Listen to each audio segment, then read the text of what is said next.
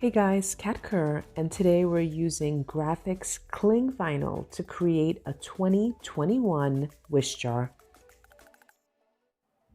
Now I've made a wish jar the last couple of years, but this year I'm using this Grafix Cling Vinyl in clear. And it also comes in white, but I chose the clear because I wanted to add some color to it using a permanent marker. And if you're not familiar with cling vinyl, it's perfect for cutting shapes out, and it clings to any smooth surface without an adhesive. Now I recently purchased the Cricut, and so I'm going to be cutting the vinyl in my Cricut machine, but if you don't have the Cricut, I'm sure any cutting machine will work, or you can also just draw out the letters and cut them with a pair of scissors.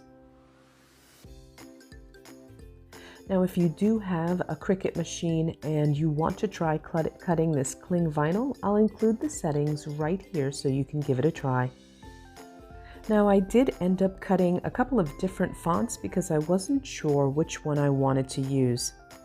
And you can see here that the vinyl comes with a backing, but it's super easy to remove the excess vinyl.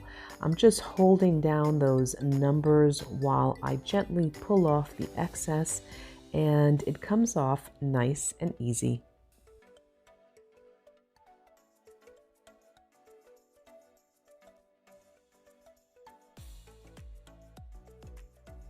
Now, as I mentioned earlier, if you don't have a cutting machine, you can also use a permanent marker and just draw out the numbers and the letters and simply cut them out with a pair of scissors. So now that I've peeled off the backing and I know which jar I want to use, it's time to add some color. So here I'm using some permanent markers, and after a trial and error, I realized that it's definitely best to add a layer of color, let it dry, and then add a second layer. It really helps that color to pop. Now, again, one of the reasons why I didn't use already colored vinyl was because I wanted to customize them and make them my own. So I added some blue and then I added some gold dots, and you can even mix the colors to make them special and unique.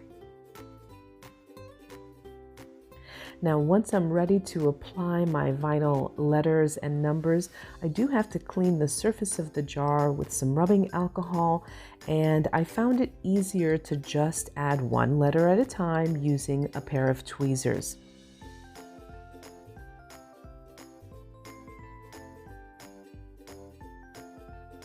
A final touch to the jar is I just used a gold metallic marker to add some dots.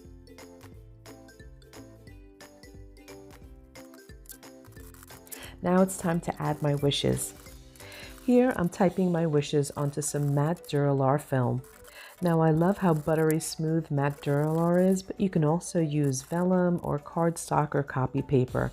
I just love how translucent it is, and I love typing up my wishes and then cutting them into strips. Now, something I started last year is I would take each wish and then expand on how I'm going to make that wish a reality. And wishes are great, but they don't actually get the job done. So I think it's just as important to write how you want that wish to come true. I end up dropping my wish as well as the description into my jar, along with some other special things. Here's my quote for this year, "Do What You Love" by Rumi. I've also included some other special items. Here I'm including some shredded book text as well as some eggs and some skeleton leaves, some handwritten notes, my favorite poem, my quote of the year, as well as my wishes and descriptions. 2021 is an opportunity to start again, and creating a wish jar helps me to focus. It serves as a visual reminder to follow the path I carved out for myself in the beginning of the year. Well, I hope that you've enjoyed this tutorial, and for more ideas on using the Grafix Cling Vinyl and matte Duralar film, check out grafixarts.com.